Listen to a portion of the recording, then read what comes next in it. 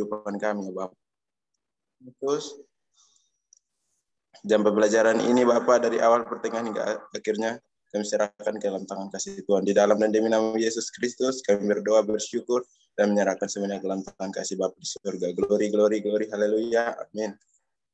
Amin. Ya, terima kasih Pak Rocky.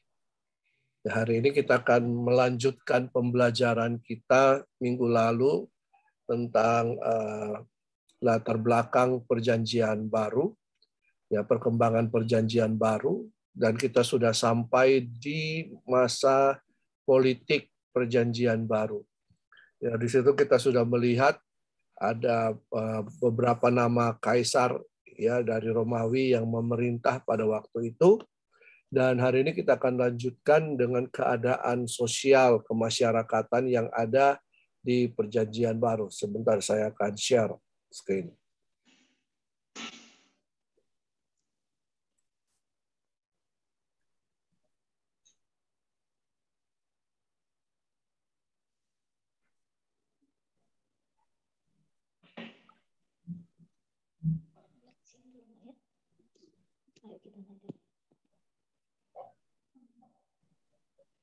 Gimana tugas-tugas sudah dikerjakan?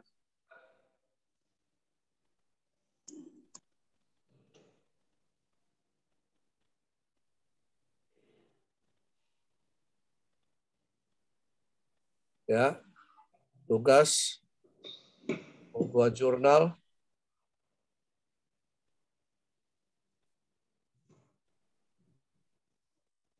Apakah sudah dikerjakan? Tugasnya bagaimana? Ya.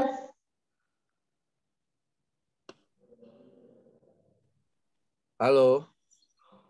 Belum, Pak. Kenapa belum? Pak, kalau yang jauh yang ada di Kalimantan gimana Pak ngumpulinnya Pak? Bisa nanti lewat email boleh atau lewat WA juga boleh ke Agnes. Ada cara Ya. belum paham Pak. Email belum paham. Lewat WA saja, ya, lewat WA. Nanti dilaporkan ke Bu Agnes. Tapi saya ngerjain tugasnya kayak gini Pak. Oke, tinggal di foto-foto aja, di foto, ya. Iya. Ya. Foto. Yang lain yang belum bagaimana? Saya harus tambah pembacaannya.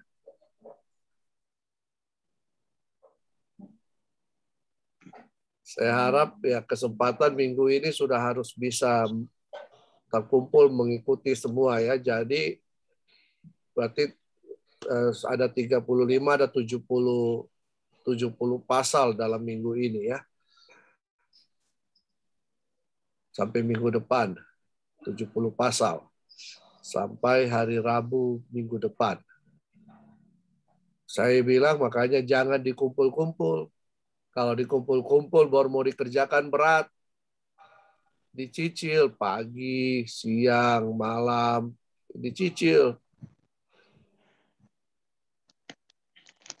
Karena kita lagi belajar tentang bagaimana kita bisa mendapatkan pengetahuan, mendapatkan ilham, mendapatkan pewahyuan kalau kita tidak pernah baca Alkitab kita dan kemudian kita tidak pernah merenungkan itu. Nah, apa yang akan kita sampaikan nanti di dalam pelayanan kita, dalam pelayanan misi.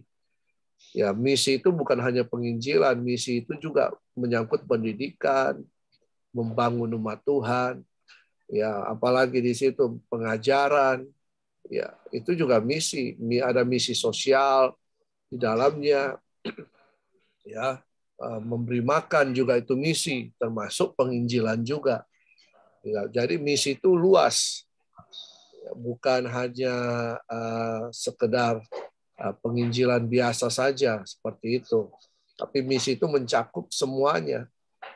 Membangun gereja itu juga misi, ya. Jadi saya harap kita harus mulai belajar untuk taat pada asas, pada aturan. Ya. Oke, saya akan masuk di latar belakang sosial. Jadi di kalangan masyarakat Yahudi itu dalam dunia perjanjian baru, para alim ulama itu adalah kelompok yang kita bisa sebut kelompok ningrat atau kelompok yang di atas, ya, kelompok yang kaya, ya, karena mereka yang menguasai perdagangan dan pajak di bait suci. Kenapa bisa demikian? Karena setiap tahun itu 3 kali sehari, 3 kali setahun itu orang Israel itu dari mana saja harus berkumpul di Yerusalem, di Bait Allah.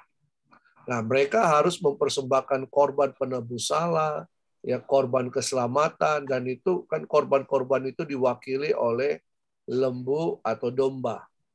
Ya, kalau tidak mampu ya burung merpati.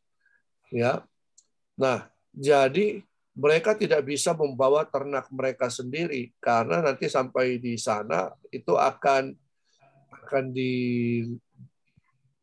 dilihat, dinilai oleh para imam. Nah, jadi bisa saja ternak yang mereka bawa itu domba atau lembu itu akan dianulir, dibilang banyak cacatnya. Jadi mereka di Bait Allah itu para imam ini menyediakan tempat penjualan domba-domba atau lembu itu untuk dipakai sebagai korban. Nah, ini di situ dijualnya pasti akan mahal, dan juga di Bait Allah itu menjadi tempat penukar uang, ya, tempat pembayaran pajak, karena ketika Yesus bertanya kepada murid, ini dinar uang ini gambar siapa di situ? Ya, dikatakan di mana berikan kepada Kaisar apa yang Kaisar punya dan kepada Tuhan apa yang Tuhan punya. Jadi Bait Allah juga memungut pajak dari orang-orang Yahudi. Jadi mereka banyak di situnya. Jadi banyak korupsi, banyak KKN di situ. Nah, jadi penjualan ini, perdagangan ini sangat besar nilainya, dan sehingga ya para alim ulama atau para imam yang ada di Bait Allah yang memerintah di situ, yang melayani di situ, ya akan menduduki strata-strata tertinggi karena kekayaan mereka.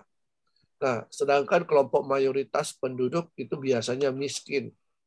Mata pencaharian mereka ya selain petani, peternak, nelayan, ya mereka jualan roti, jualan apa saja ya, wira swasta yang kecil. Nah, jadi dalam masyarakat non-Yahudi juga ada pembagian kelas masyarakat. Kaum ningrat, kelas menengah, rakyat jelata, kaum budak, dan juga penjahat. Nah, jadi kebanyakan juga masyarakat karena dijajah, ya, masuk dalam penjajahan Romawi, mereka sangat tertekan dan sangat miskin. Ya. Nah, tetapi di kalangan para imam, ya mereka diberikan kebebasan oleh pemerintah untuk ini memerintah secara otonom, ya, dalam bidang agama. Nah, mereka menggunakan itu semua. Nah, jadi ini pembagian latar belakang sosial kemasyarakatan yang ada, ya. Jangan bilang bahwa di Israel, di sana di Yahudi tidak banyak orang miskin, pada waktu itu sangat banyak, ya. Dan Yesus pun ada di strata. Yesus itu anak tukang kayu. Nah, level tukang kayu itu ya level bawah, ya, bukan level atas. Nah, di dalam kelompok bangsa Yahudi ada kelompok-kelompok di situ. Ada yang dinamakan kelompok ahli Taurat, ahli Taurat dan orang Farisi. Ya, sebenarnya ahli Taurat ini itu merupakan bagian dari orang Farisi, tetapi mereka orang-orang yang pakar, yang orang-orang yang menguasai, yang profesional di bidang hukum Taurat. Nah, jadi mereka menguasai 10 hukum Taurat, ya menguasai kitab Musa atau seluruh perjanjian lama, Tanakh, ya.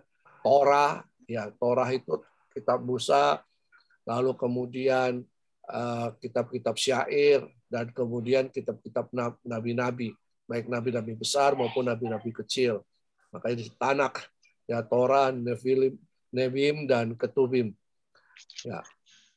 Ini ahli Taurat. Jadi Yesus itu pada masa di mana Yesus ada, mereka sangat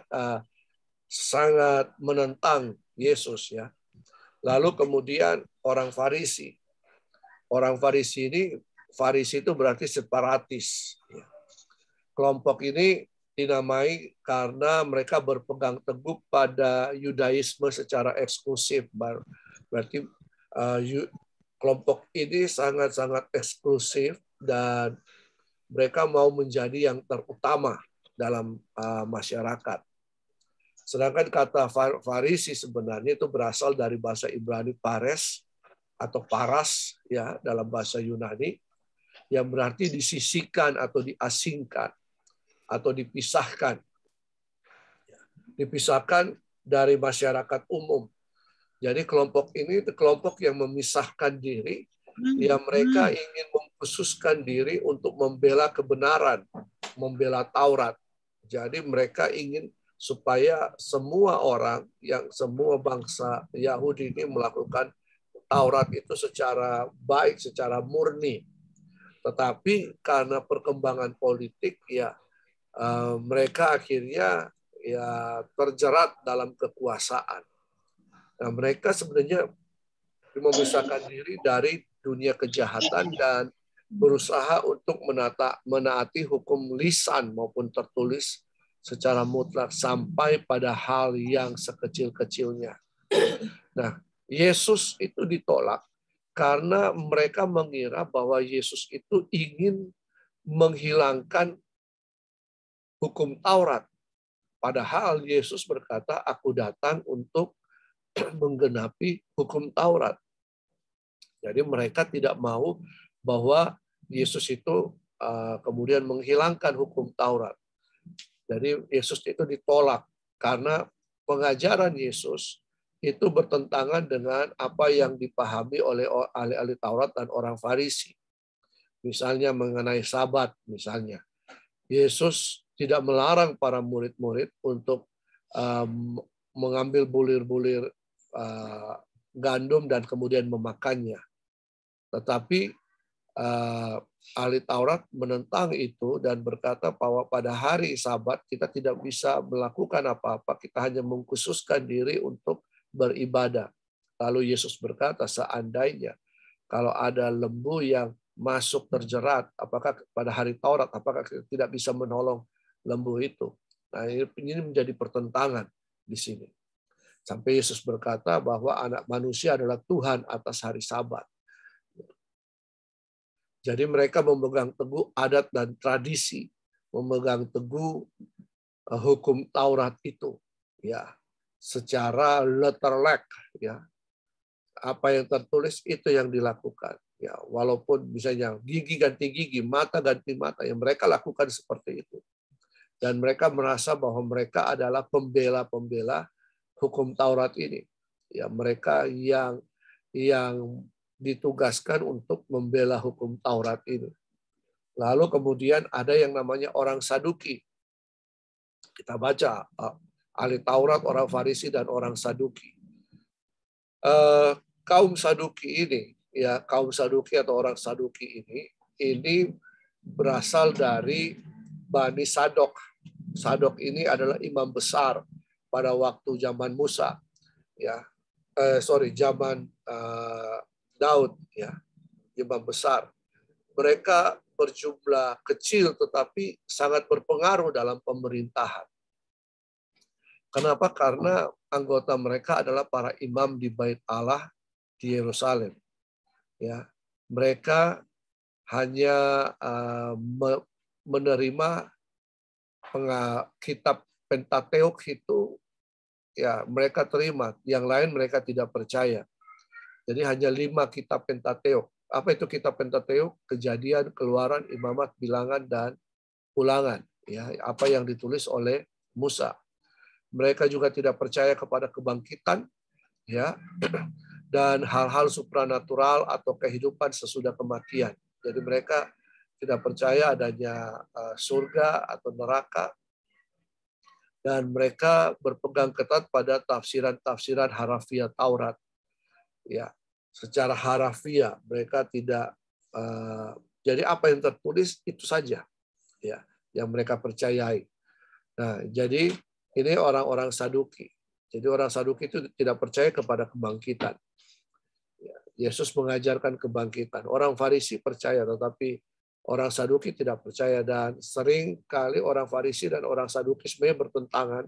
Tetapi ketika mereka berhadapan dengan Yesus, ya mereka membangun satu kekuatan.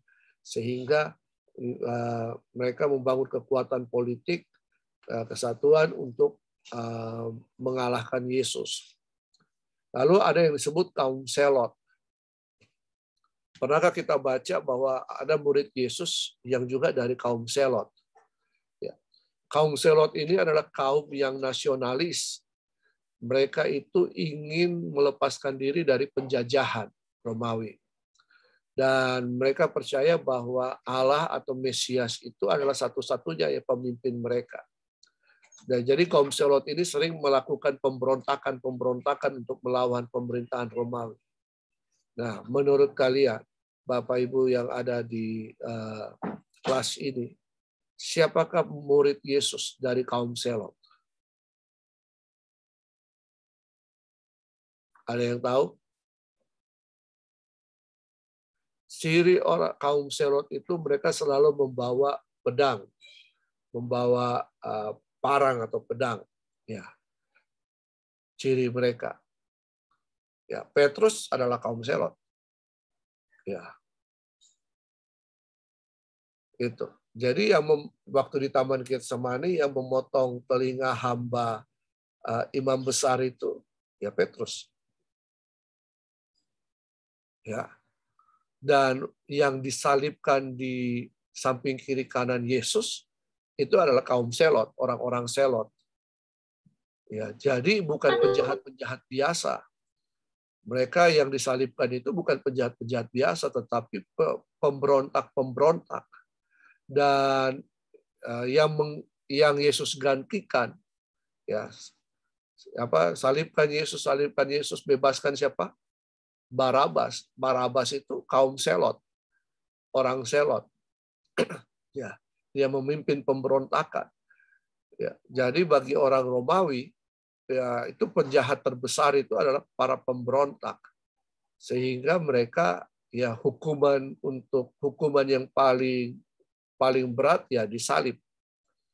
Jadi Yesus itu menurut perjanjian lama, Yesus terhitung di dalam kaum pemberontak itu, disalib dengan mereka.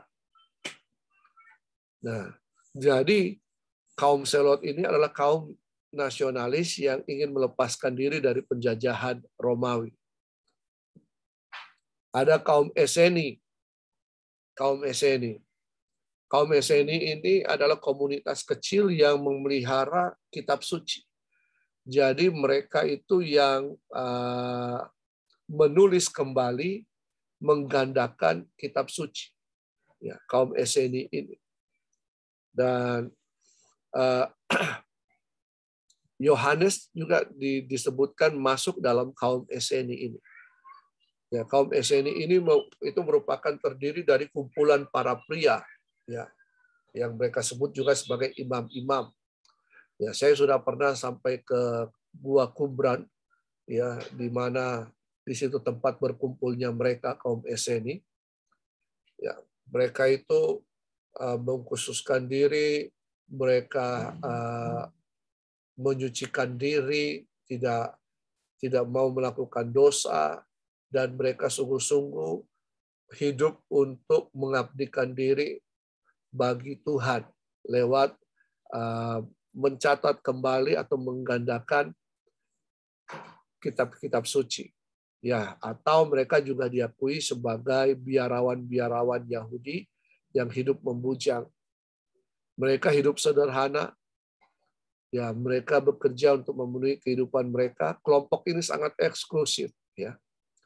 Ya, kelompok ini juga dihubungkan dengan penemuan-penemuan naskah Qumran. Jadi mereka sudah di Qumran itu didapati ada naskah-naskah kitab-kitab, ya, termasuk Yesaya dan sebagainya. Itu didapati di situ.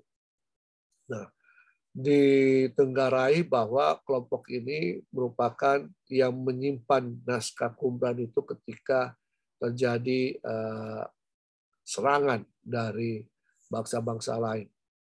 Lalu ada kaum Helenis. Siapakah kaum Helenis ini? Mereka adalah orang-orang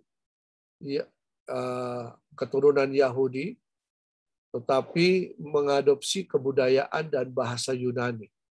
Ingat pertemuan yang lalu saya mengatakan bahwa bahasa Yunani itu bahasa internasional dan Helenisme itu adalah kebudayaan Yahudi. Kebudayaan Yunani.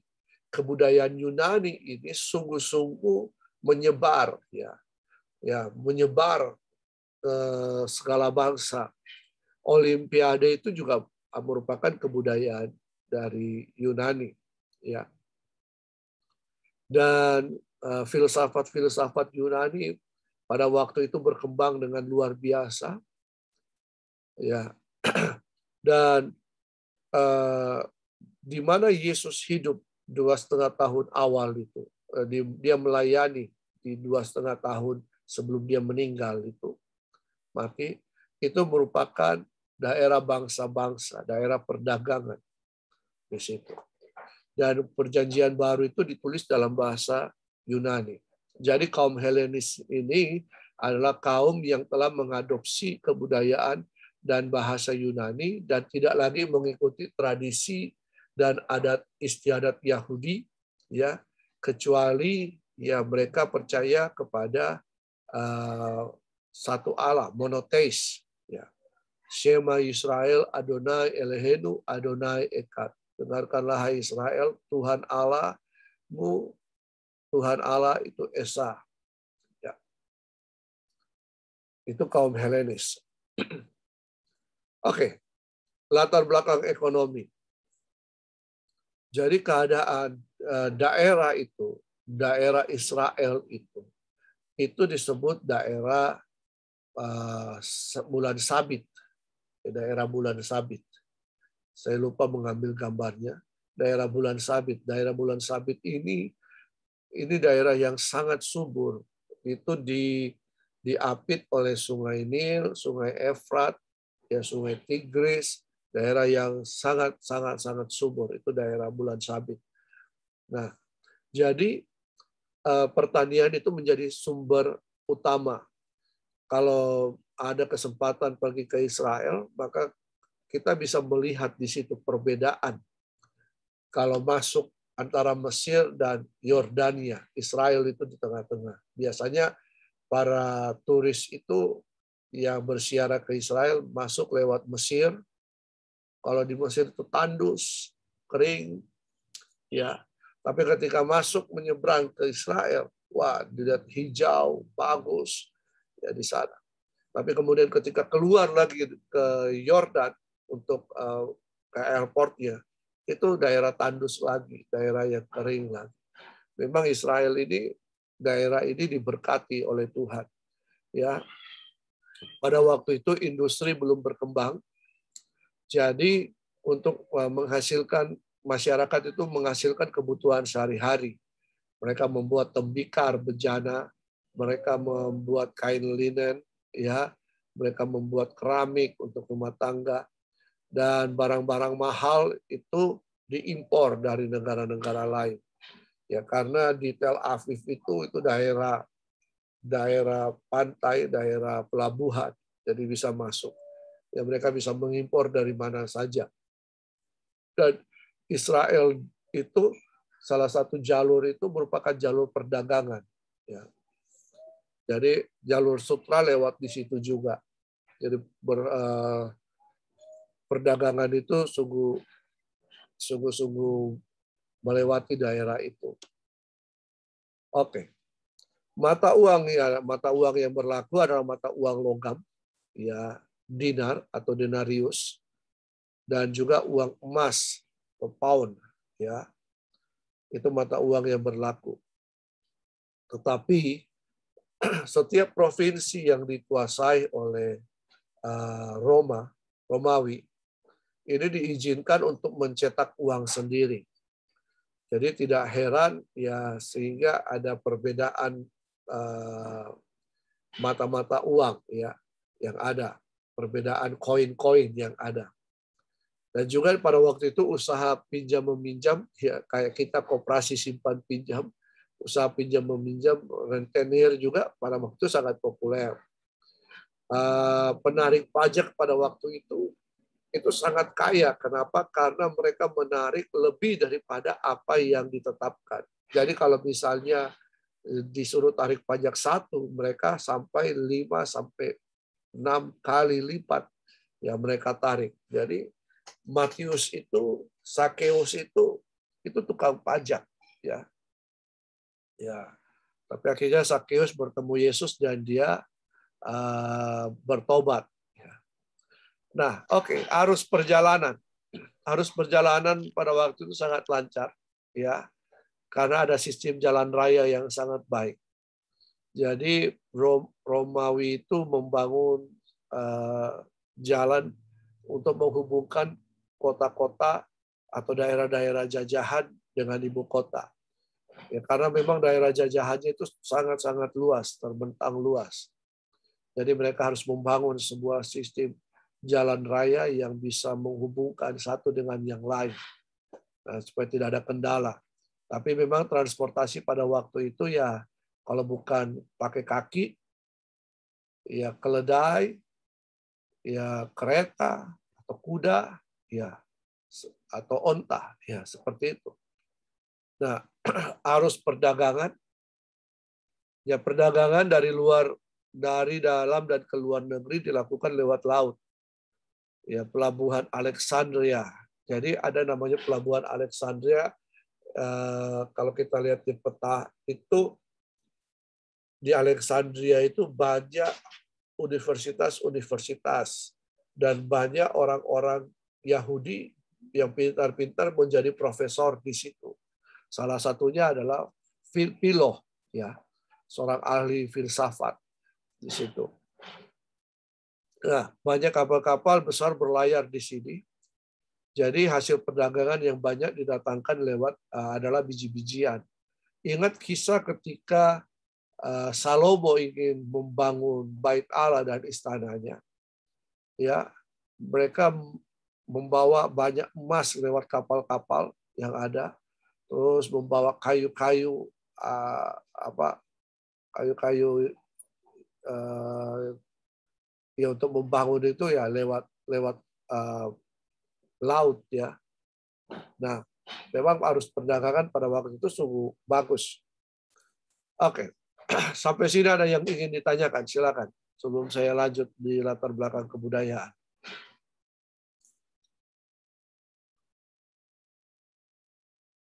Kalau ada yang tidak dimengerti, silakan ditanyakan.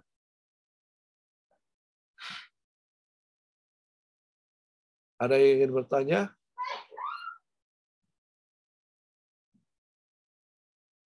Saya harap kita aktif ya. Saya harap kita aktif, jangan pasif. Kalau ada yang tidak dimengerti, silakan tanya. Jangan takut, jangan malu. Ya, lebih baik kalian bertanya. Ya, dengan bertanya itu bisa membuat wawasan kita. Ya, kalau saya sebagai dosen, saya suka ditanya. Kenapa? Karena itu bisa menggali kembali apa yang saya ketahui, ya, yang pernah saya pelajari. Tetapi kalau sampai saya tidak ditanya, ya itu akan tidak keluar. Ya, kalian akan rugi sendiri. Oke, kalau tidak ada yang ingin ditanyakan, saya lanjut lagi. Apa perlunya kita mempelajari latar belakang kehidupan masa Perjanjian Baru? Ya, apa perlunya kita mempelajari latar belakang kehidupan yang ada di dunia perjanjian baru.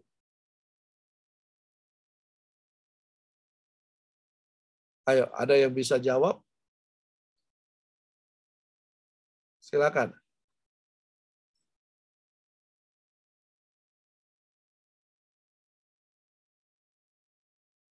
Apa perlunya kita mempelajari dunia perjanjian baru?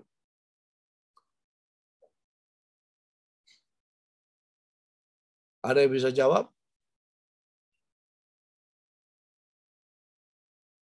Silakan, jangan takut.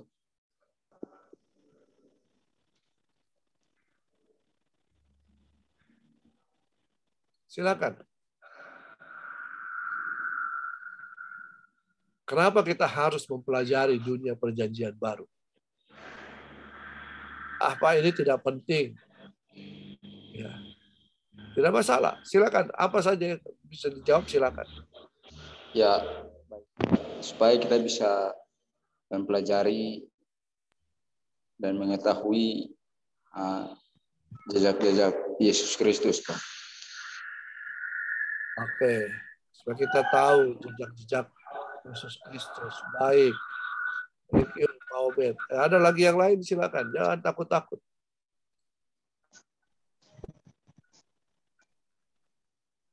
Jangan takut, ya. Kalau di kelas saya, jangan takut-takut mengemukakan pendapat. Mau benar, mau salah, silakan. Karena bagi saya, itu pendapat kalian, dan bagi saya tidak ada yang salah. Yang salah itu ada di penjara. Ya.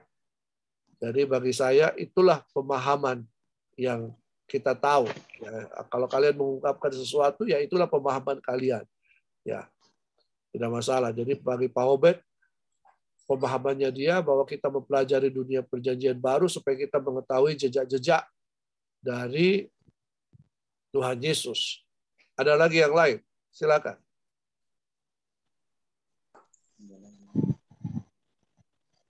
Jangan takut, jangan malu, jangan bimbang, jangan ragu. Bertanyalah. Lebih baik bertanya di kelas ini daripada nanti tersesat di kemudian hari.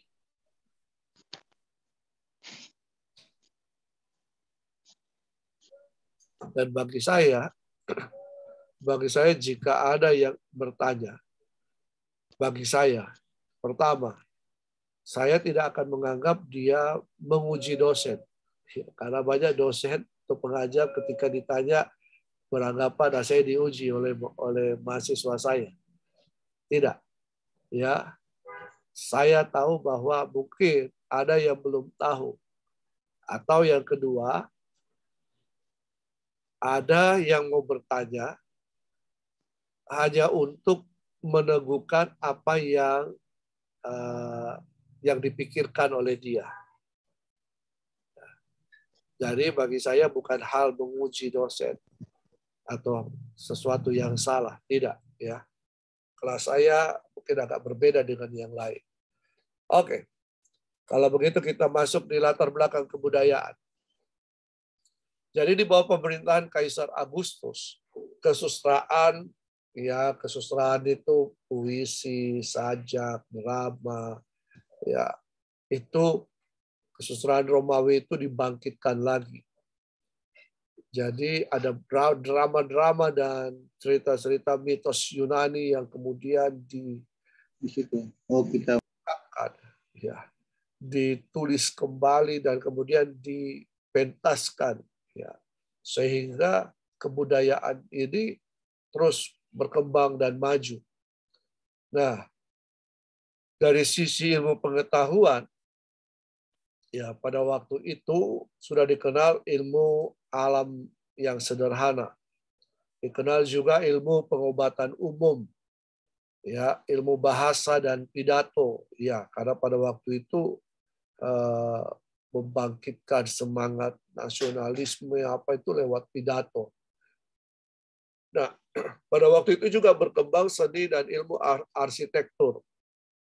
Ini paling maju pesat, ya karena telah ditemukan di situ ada saluran air, ada gedung-gedung kesenian, ya patung-patung, dan ini sangat banyak di sana. Ya, patung-patung, ada seorang misalnya wanita bermain harpa, ada patung-patung kaisar. Wah, itu sangat di sana sangat banyak. Ya, arsitektur gedung-gedung yang tinggi dengan pilar-pilar yang tinggi, yang megah itu, ya itu sangat-sangat berkembang. Ilmu perbintangan juga banyak dinikmati masyarakat. Jadi waktu kita, tanggal kita itu ada tanggal yang berdasarkan bintang, ada yang berdasarkan bulan. Ya. Jadi tahun ada yang perhitungan seperti sekarang ini, ya. Nah, jadi ilmu pengetahuan juga ada berkembang pada waktu itu. Hiburan yang ada, hiburan ya pertunjukan musik untuk kaum jelata, ya ada. Ya, makanya gaya musik dangdut, gaya musik India itu dengan gaya musik Timur Tengah itu mirip. Dan ketika mereka menari, mereka itu suka spin dance, nari berputar-putar, ya, nari berputar-putar sambil keliling-keliling, ya, di situ. Ada kecapi, seruling, harpa, ya kayak musik dangdut, kasidah begitu. Ya karena itu memang musik Timur Tengah sana. Jadi makanya pemazmur pujilah Tuhan dengan gambus dan kecapi, itulah yang ada di sana. Nah, untuk hiburan kaum ningrat, kaum kaya, ya gladiator, pertandingan antara manusia dengan manusia atau manusia dengan hewan. Dan pada waktu Perjanjian Baru terjadi penganiayaan untuk orang-orang Kristen, banyak orang-orang Kristen yang ditangkap lalu kemudian dimasukkan di arena gladiator untuk bertarung dengan singa. Ya. Jadi itu merupakan pertunjukan. Saya kira kita sudah banyak menonton tentang hal-hal ini. Coba lihat film Gladiator dan film-film yang serupa dengan itu. Nah, itu merupakan hiburan. Hiburan untuk orang-orang kaum atas, ya, kaum kaya, ya, kaum ningrat, ya. Ada juga hiburannya lomba, ya, perlombaan dengan memakai mahkota. Kalau dapat hadiah, memakai mahkota dari daun itu. Nah, bahasa yang dipakai bahasa Latin, Yunani, Aramaik, dan Ibrani. Ya, ini bahasa-bahasa ini sangat berbeda-beda dipakai. Bahasa Ibrani itu khusus dalam keagamaan. Bahasa Aramaik atau bahasa Aram itu dipakai dalam pergaulan sehari-hari. Bahasa Latin untuk pemerintahan. Bahasa Yunani itu bahasa internasional. Ya. Jadi bahasa perdagangan, bahasa internasional. Jadi bahasa-bahasa ini yang ada pada waktu itu di Israel, ya. Jadi bahasa Ibrani itu pada waktu itu untuk keagamaan, Aramaik atau Aram itu untuk bahasa sehari-hari, bahasa Latin untuk pemerintahan, bahasa Yunani itu untuk perdagangan dan internasional. Nah, berbeda dengan bangsa-bangsa kuno lainnya, bangsa Yahudi itu adalah masyarakat yang religius, masyarakat yang didasari kehidupannya pada Taurat, ya. Jadi mereka hidup sesuai dengan hukum Taurat, melakukan hukum Taurat. Ya, tidak bisa salah, mereka harus benar-benar melakukan hukum Taurat.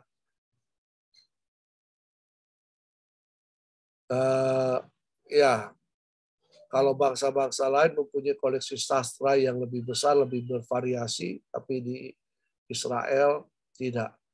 Ya, tetapi ada kemudian berkembang pada waktu itu juga ada tulisan-tulisan apokrifa, ya, seperti 1 Esdras, 2 Esdras, Tobit, Yudit, tambahan pada kitab Ester, kebijaksanaan Salomo, kitab Sirak, kitab Baruk, kitab Nyanyian 3 Pemuda Kudus, kisah Susana, kisah Dewa Bel dan Naga Babel, doa Manasye, 1 Makabe, dan 2 Makabe.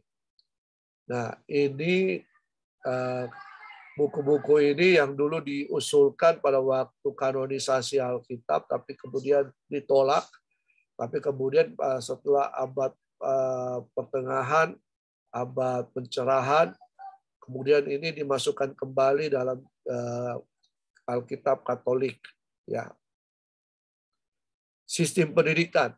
Wah, ini sistem pendidikan di Yahudi itu, Yahudi sangat mementingkan sistem pendidikan. Jadi dari 0 sampai usia 5 tahun, 5 sampai 12 tahun, 12 tahun sampai 17 tahun, dan seterusnya. Jadi ada tingkatan yang mereka harus kuasai. Nah, setelah mereka menguasai kitab Torah, mereka akan disebut Bar Torah, anak-anak Torah, dan mereka harus diwisuda. Ya, kalau sekarang ini di wisudanya di tembok ratapan di situ, ya, tembok ratapan dan tembok yang masih tersisa sejak dari zaman lalu yang tidak hancur. Jadi mereka arak-arak anak-anak yang sudah bisa membaca kitab Torah, yang sudah lulus Torah, mereka arak, mereka pestakan, mereka buat sesuatu untuk kelulusan mereka. Jadi pendidikan itu sudah sangat dimulai. Jadi sebenarnya orang Israel tidak ada yang bodoh, karena mereka sudah dididik dari sejak kecil, dari 0 sampai 5 tahun, 5 sampai 12 tahun, 12 sampai 17 tahun, dan seterusnya.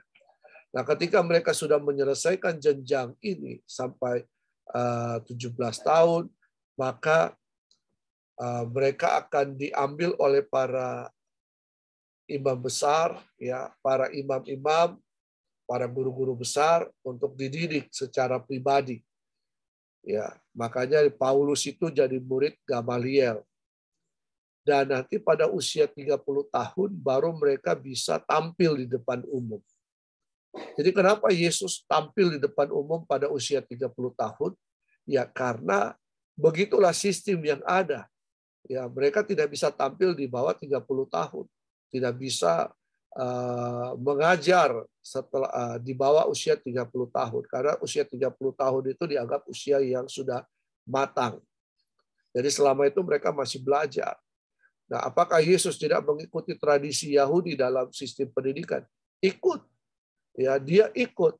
Makanya sejak ketika ada setiap tahun orang tuanya pergi ke Bait Allah, Yesus juga ikut. Dan pada usia 12 tahun, situ kita lihat cerita tentang Yesus, bahwa ketika orang tuanya sudah pulang, Yesus masih tetap tinggal di Bait Allah, duduk di tangga-tangga. Jadi tangga-tangga Bait Allah itu adalah tempat di mana kemudian imam-imam itu berkumpul di situ, duduk di situ, lalu kemudian orang-orang datang kepada imam-imam itu untuk belajar, untuk bertanya tentang Taurat. Nah, Yesus ada di situ untuk berdiskusi, ya, dengan ahli-ahli Taurat. Yesus berdiskusi. Yesus tidak mengajar pada waktu itu. Tapi Yesus ada di situ dan ikut berdiskusi, ya, ikut berdiskusi. Lalu kemudian mereka sangat kagum dengan pengetahuan dari Yesus, ya, dari usia 12 tahun. Jadi hal ini membuktikan bahwa dari usia 12 tahun sampai usia 30 tahun, Yesus itu tidak kemana-mana sebenarnya. Yesus itu tidak pergi ke China, Yesus tidak pergi ke India untuk belajar. Tetapi Yesus ada di situ. Yesus mengikuti pola pendidikan yang ada, yang diterapkan oleh sistem pendidikan Yahudi. Ya, jadi pendidikan ini sangat penting karena mereka yakin bahwa bukan hanya soal kekuatan militer, tetapi soal pengetahuan juga penting. Ya, nah jadi mereka sungguh-sungguh di sini meningkatkan kualitas pendidikan mereka. Bahkan kalau saya sudah 2 kali ke Israel, itu mereka kalau menghafal kitab Taurat itu, mereka akan jalan mondar-mandir, bolak-balik kayak setrika, lalu kemudian melafalkan Taurat itu. Wah, mereka dalam bahasa Ibrani, mereka melafalkan itu. Ya. Oh, bolak-balik. Di setiap kesempatan mereka buka Alkitab. Bahkan kalau lihat sahabat mereka, ya itu mereka akan kumpul misalnya di restoran-restoran atau di hotel, di restoran. Lalu mereka di situ makan bersama, nyanyi bersama, baca Taurat di situ. Ya mereka heboh, seru. Ya mereka seru sekali dalam budaya budaya Sabat itu, ya sangat seru mereka di situ. Dan kumpul meja makan, kadang-kadang mereka pukul-pukul meja, nyanyi sambil nyanyi. Ya luar biasa ya. Saya menikmati untuk hal-hal itu ya. Saya melihat, saya mempelajari tradisi mereka, wah luar biasa ya. Nah, jadi memang sejak dari zaman Ezra, pembacaan hukum Taurat itu sudah digaungkan kembali. Ya. Sudah digaungkan dan kemudian dipertahankan sampai saat ini konsisten oleh sinagog-sinagog. Ya. Ketika Bait Allah sudah tidak ada, maka ada muncul sinagog-sinagog sebagai tempat beribadah orang-orang Yahudi. Ya. Oke, sampai sini ada yang bertanya lagi? Silakan.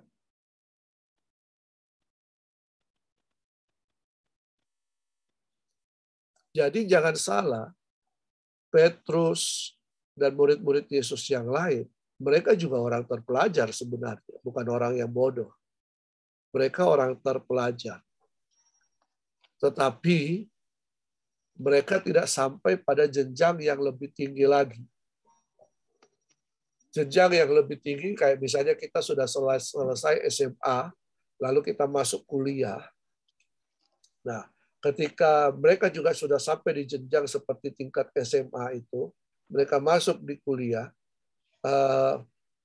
bukan mereka yang memilih rabi, ya, bukan mereka yang memilih rabi atau guru mereka, tetapi rabi ini yang akan memilih mereka. Jadi rabi itu akan menunjuk mereka dan berkata, "Hei, ikut aku. Kamu ikut aku. Kamu ikut aku." Makanya ini yang juga dilakukan oleh Yesus. Yesus berkata kepada para murid-muridnya ketika dia lagi mencari 12 murid, dia berkata, "Kamu ikut aku. Kamu ikut aku. Petrus, ikut aku. Aku akan menjadikan engkau penjala manusia." Nah, sistem ini yang berlaku pada waktu itu. Jadi bukan saya mahasiswa yang memilih dosen saya, tetapi dosen saya yang memilih saya. Dan itu merupakan suatu kebanggaan ketika ada rabi yang memilih mahasiswanya. Itu kebanggaan bagi orang tua mereka. Ya, ini sangat. Jadi sistem pendidikan di sana untuk strata dilanjut itu bukan kelas seperti kita. Ya, bukan kelas harus belajar dalam ruangan, tetapi mereka mengikuti kemana rabi mereka pergi, mereka belajar di mana saja rabi itu mengajar. Makanya Yesus bisa mengajar di pinggir pantai, Yesus mengajar di bukit, Yesus mengajar di mana saja. Ya. Nah, itu sistem pendidikan yang ada. Jadi kalau kita di Indonesia mengembangkan sistem pendidikan alam, nah Yesus pada waktu itu dan zaman pendidikan di zaman Perjanjian Baru sudah seperti itu. Yesus membawa mereka misalnya dari daerah Yudea, dari situ untuk ke Yerusalem mereka harus singgah di satu tempat yang dinamakan Kaisaria Filipi di situ. Dia mengajar di situ. Jadi di mana saja Yesus mengajar. Ya. Oke. latar belakang agama dunia perjanjian baru. Kita harus tahu bahwa di dunia perjanjian baru banyak agama di situ. Yang pertama agama primitif. Ini agama primitif orang Romawi, ya, karena banyak juga orang Romawi di situ. Ini pemujaan terhadap dewa-dewi Yunani. Ya, tidak berlangsung lama, hanya sampai abad pertama, karena masyarakat Yahudi tidak menginginkan akan hal itu. Tetapi cerita-cerita dewa-dewi ini juga sudah merusak moral dan kehidupan kaum muda. Jadi pemujaan kepada kaisar yaitu menjadi secara umum menjadi agama pada dunia perjanjian baru. Ada panteon, ini kuil-kuil Romawi Yunani. Ya, pemujaan kepada kaisar, ada agama-agama rahasia. Ya, bahkan di dalam di kaum Yahudi sendiri ada sekte-sekte yang juga agama-agama sekte-sekte rahasia. Ya, sekte-sekte mistis. Saya lupa, saya dulu mendengar kabar bahwa penyanyi Madonna itu juga merupakan penganut dari salah satu sekte mistis dari Yahudi. Ya, pemujaan alam gaib. Tetapi juga ada filsafat-filsafat yang berkembang, filsafat-filsafat Platonisme. Plato ini mengungkapkan bahwa sebenarnya kita ini harus keluar karena apa yang kita lihat sekarang ini itu hanya bayangan, ya hanya bayangan, bukan yang sebenarnya. Jadi kita harus keluar dari keadaan kita untuk melihat keadaan yang sebenarnya. Jadi misalnya Plato itu mengungkapkan begini, semua kita ini ada di dalam sebuah gua. Sebuah gua, lalu kemudian kita menghadap ke arah dinding gua. Kita semuanya diikat semuanya. Jadi apa yang kita lihat itu dinding gua. Jadi misalnya kalau ada yang menyalakan api di belakang kita, lalu kemudian ada orang yang lewat di belakang kita, maka itu akan menampilkan bayangan-bayangan yang ada. Dan kita menganggap bahwa bayangan itu adalah realita yang sesungguhnya. Realita yang sesungguhnya. Padahal itu hanya bayangan. Nah, tetapi ketika kita keluar dari gua itu, baru kita kemudian terbuka mata kita dan melihat realita yang sebenarnya. Nah, seperti itu. Ya, Gnostik ini tidak percaya pada Tuhan. Ya, Neoplatonisme juga menekankan hal yang mirip. Epikuranisme ini itu berbicara tentang, sebentar, saya lupa. Epikuranisme itu berbicara tentang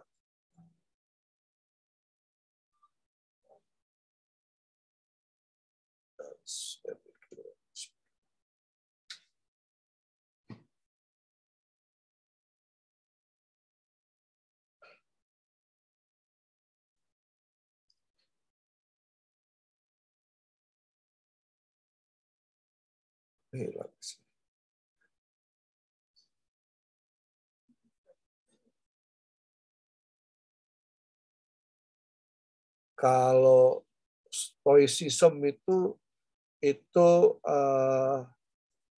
dibawa oleh Stoa. Jadi Stoa ini merupakan semacam kelas, ya, kelas. Jadi kelas yang berkumpul bersama-sama untuk membahas sesuatu. Jadi ini banyak menghasilkan para filsuf-filsuf ini. Jadi Stoa itu berbicara kelas seperti kita seperti ini. Lalu kemudian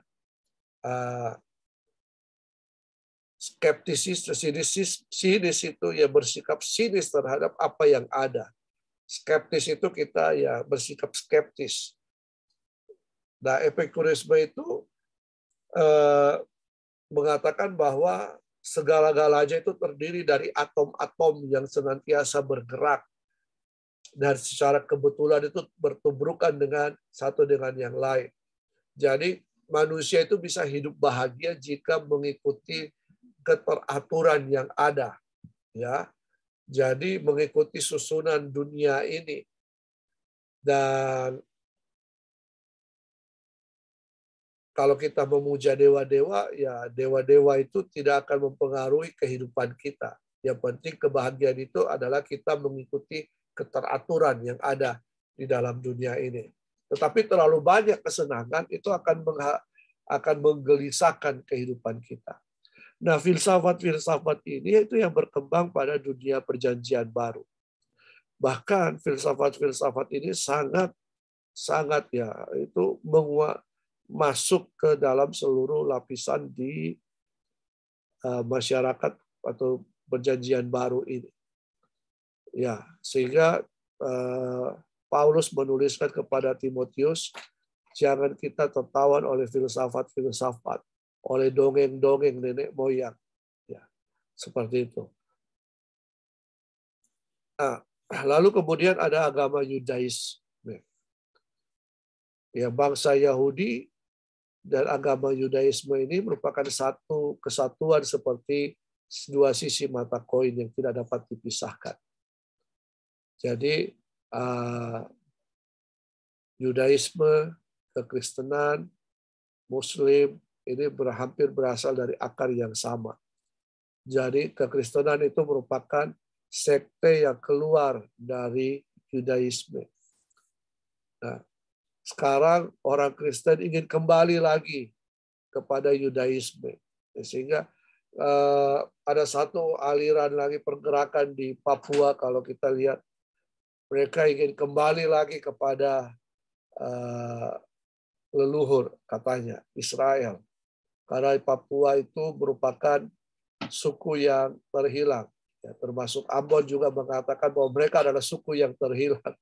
Jadi mereka ingin kembali lagi kepada pohonnya. Ya. Nah,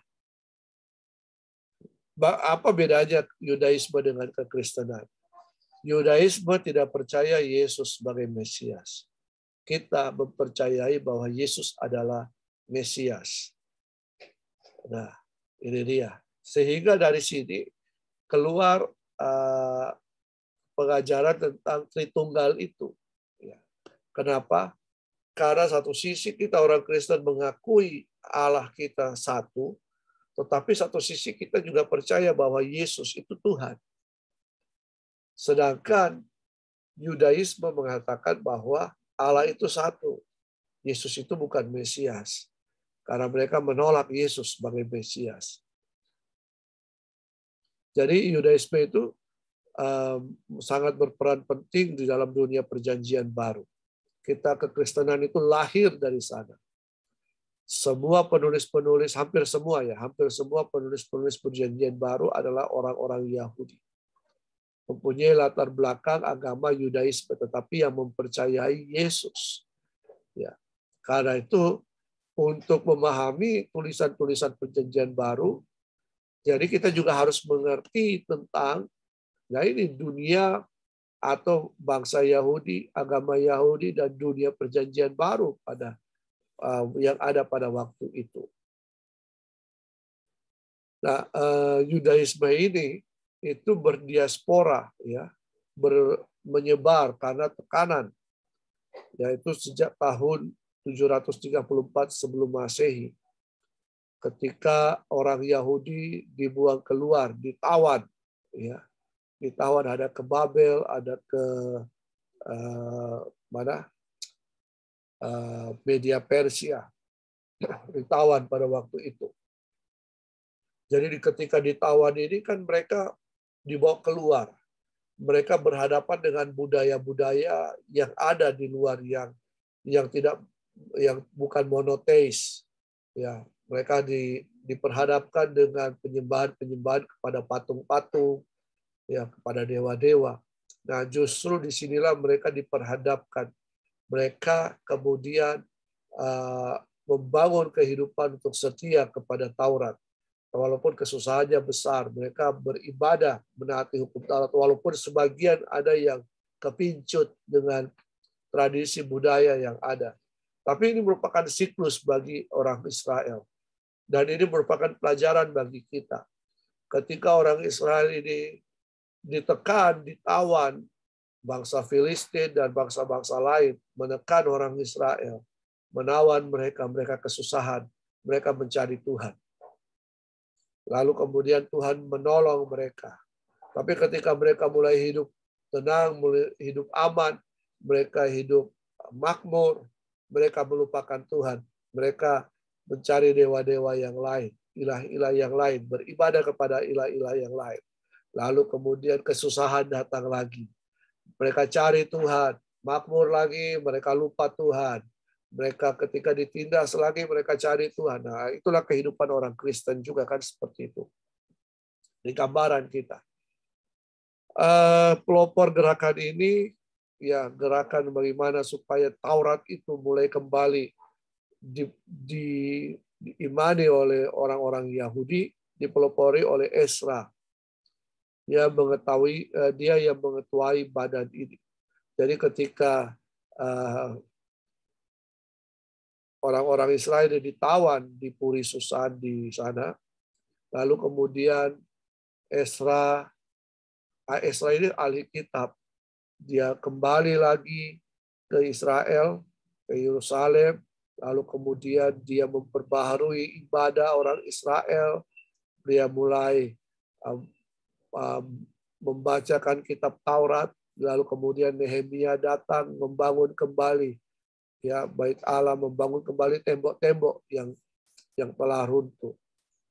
Jadi Ezra ini mempunyai badan yang terdiri dari 120 orang yang bertugas untuk menghidupkan, memulihkan dan menggolong-golongkan kitab-kitab Perjanjian Lama.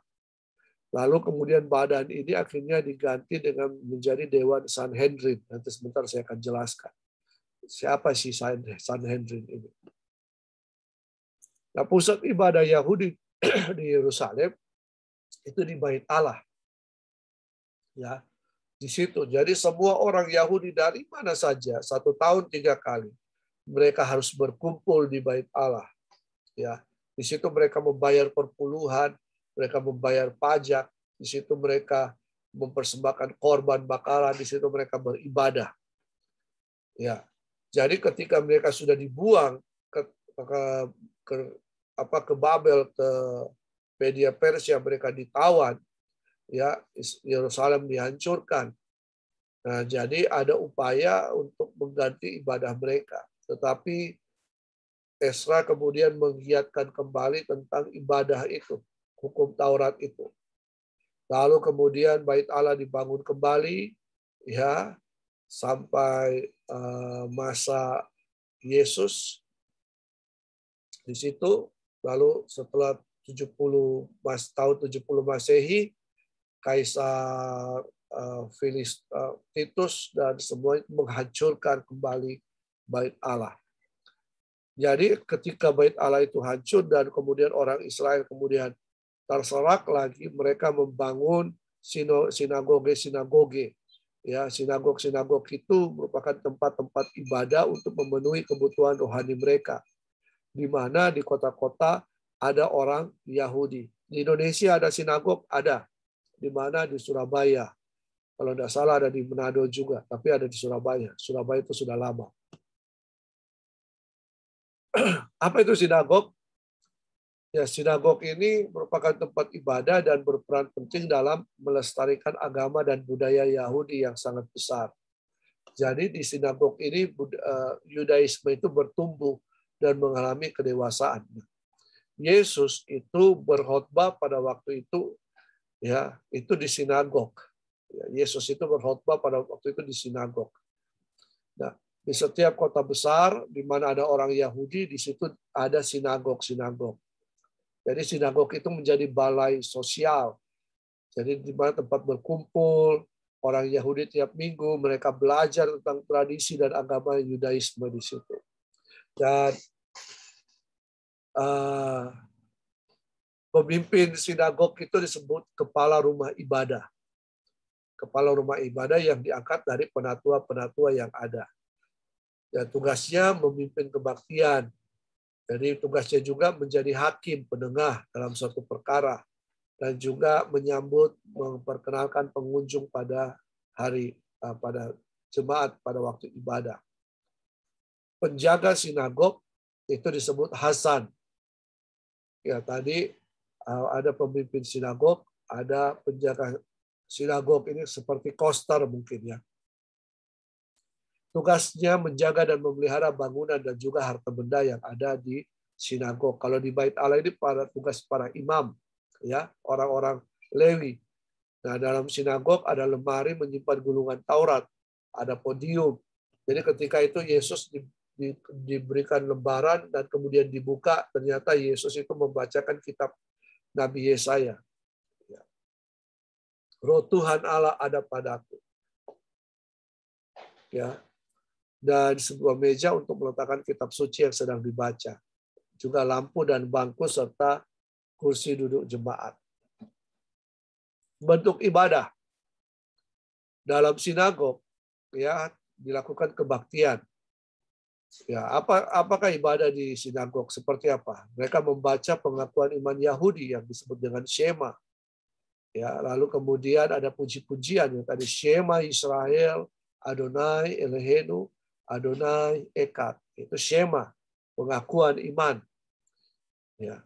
Kalau orang Muslim itu kalau kita masuk, kalau orang mau berpindah agama kepada misalnya agama Muslim, Islam, mereka harus mengucapkan kalimat syahadat. Nah, Shema itu merupakan kalimat syahadat.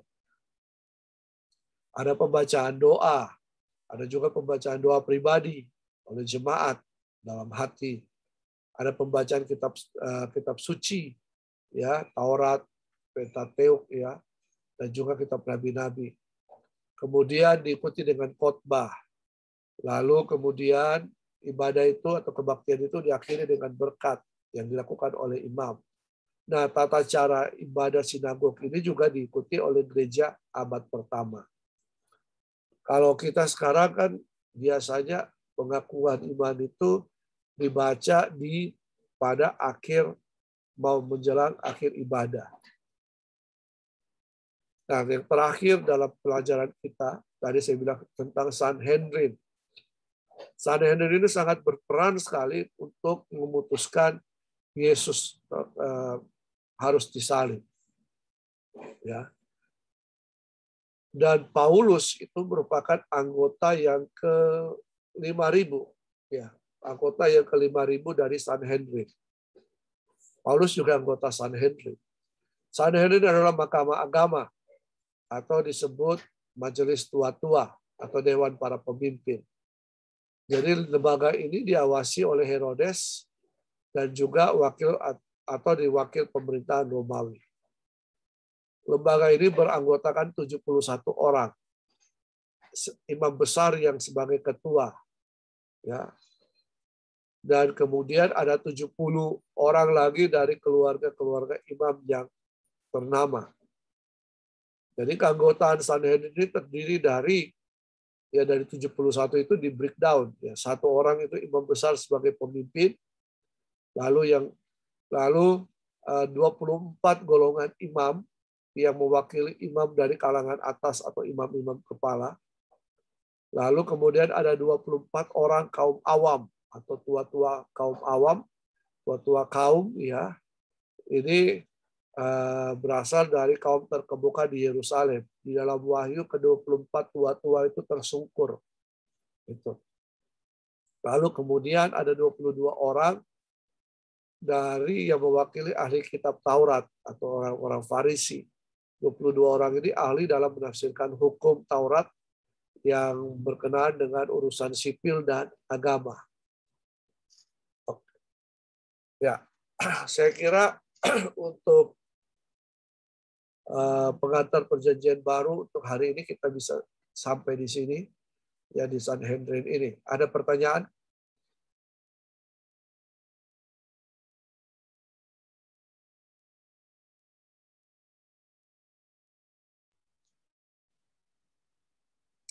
Ada yang ingin ditanyakan?